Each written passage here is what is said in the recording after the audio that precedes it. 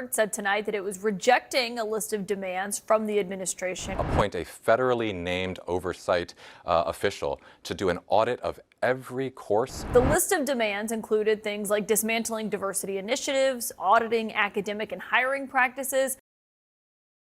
Let's hop into a story that has really been unfolding these last couple days as the Trump administration is now attempting to freeze federal funding to Harvard University in an attempt to control private education. So much for MAGA being against government overreach, but leave us a like on the video if you can. Helps us out a bunch. We really appreciate it. And let's check out what's going on. Announcing this evening more than $2.2 billion in federal funding has been frozen for multi-year grants and contracts at Harvard.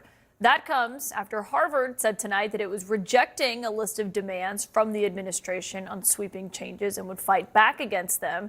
Those demands came from a federal task force that the administration says is combating anti-Semitism on college campuses following protests against the war in Gaza.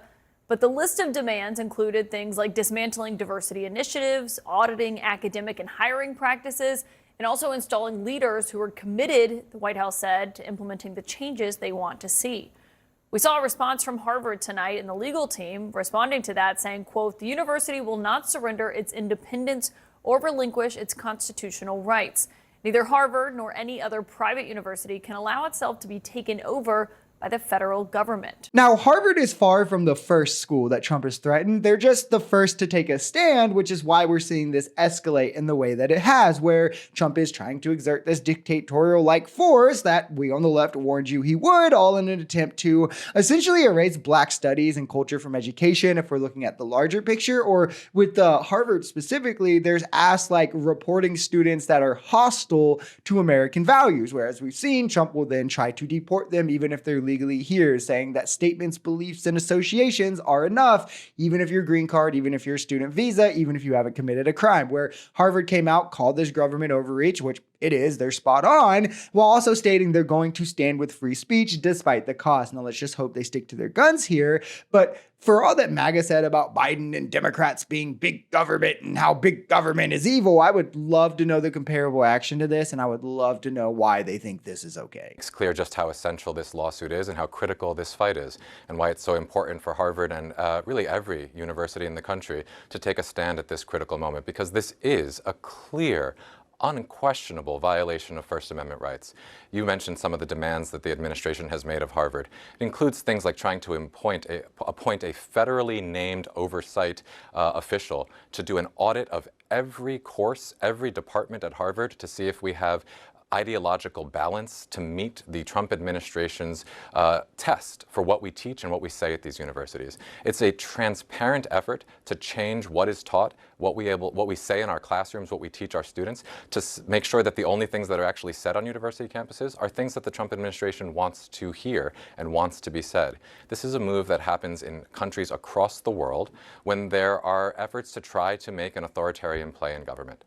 Institutions that are essential to civil society, like the press, like the courts, like the legal profession, and universities, are the first to come under attack. And this is something I spoke to a lot during this campaign cycle. This is the first steps of fascism, where on the campaign trail, we saw Trump sowing this mistrust in our institutions, creating a credibility problem with facts and professionals, where now, I mean, that allows him to control the narrative largely, and now he has power and is using it to silence them further, suing media companies that aren't favorable to him, that oppose him, that report on things that don't make him look good. He's blocking them from the White House so they can't have access to what's going on. They can't inform people to what's really happening, outright defying, making a mockery of rulings from the court, even when it gets to the Supreme Court, now threatening to freeze federal funding to private educational institutions, all in hopes that they capitulate, they become under the wing of the executive. I mean, where is the ideological balance? When have we ever seen this with Trump?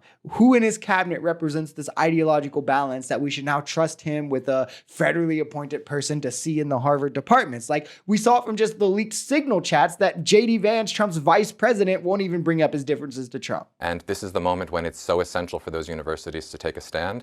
And if there's any university in the world that has the resources to do that and the moral leadership to do that, it's Harvard. And I'm proud to call myself a member of this faculty today. And so when the administration is arguing that this is actually about combating anti-Semitism and how We saw a lot of these schools handle this last year as the war in Gaza was playing out. And the attorneys acknowledged tonight in their letter denying that they're going to comply with the demands. They say, quote, Harvard is a very different place than it was a year ago. You're saying you don't essentially buy that that is what the administration is trying to accomplish here. Something I absolutely have to mention before we end is how none of this should be taken serious because MAGA doesn't even actually believe it, right? Like, these are the people who spent years telling us that the market should decide what businesses can or can't do, not the government. And oh, if a business doesn't want to serve a gay couple, that's on them. The gay couple can go elsewhere, and if enough people are mad at them, it'll force the business to self-correct or whatever the nonsense argument was. But now, of course, when it's institutions that are critical to educating society, to